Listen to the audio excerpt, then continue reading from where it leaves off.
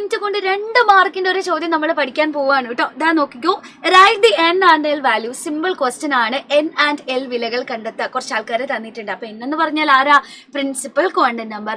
L എന്ന് പറഞ്ഞാൽ ആരാ? അസിമുതൽ ക്വാണ്ടം നമ്പേഴ്സ്. അപ്പൊ നമുക്ക് ഓർക്കാം, ഈ പ്രിൻസിപ്പൽ ക്വാണ്ടം നമ്പർ എന്ന് പറഞ്ഞാൽ ഇലക്ട്രോൺ ഇരിക്കുന്നത് ഏത് ഷെല്ലിലാണ് എന്ന് പറഞ്ഞു തരുന്ന ആളാണ്.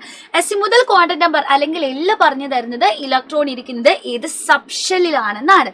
ശരിയല്ലേ? അപ്പൊ ഇവിടെ നോക്കിക്കേ, ഒന്നാമത്തെ ആള് 3D ആണ്. 3D എന്ന് പറഞ്ഞാൽ മൂന്നാമത്തെ ഷെല്ലിലെ ഡി സബ് ഷെല്ലാണ്.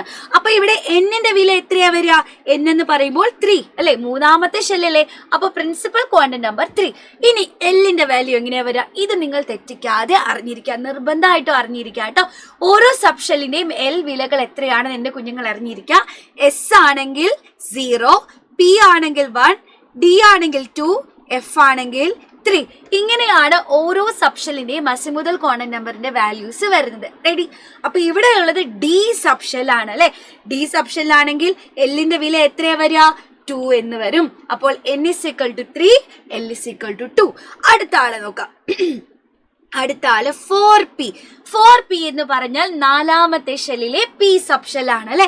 അപ്പൊ പ്രിൻസിപ്പൽ ക്വാണ്ടം നമ്പർ എത്രയാ വരിക? നാലാമത്തെ ഷെല്ലല്ലേ? സോ എന്നിന്റെ വാല്യൂ വരുന്നത് 4 ആയിരിക്കും. ഇനി എല്ലിന്റെ വാല്യൂ എത്രയാ?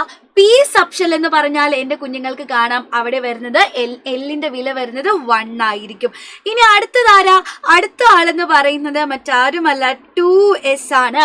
രണ്ടാമത്തെ ഷെല്ലിലെ എസ് സബ് ഷെൽ ആണ്. സോ രണ്ടാമത്തെ ഷെൽ എന്ന് പറയുമ്പോൾ എന്നിന്റെ വാല്യൂ വരുന്നത് 2 ആണ്. എല്ലിന്റെ വില എത്രയാ വരിക?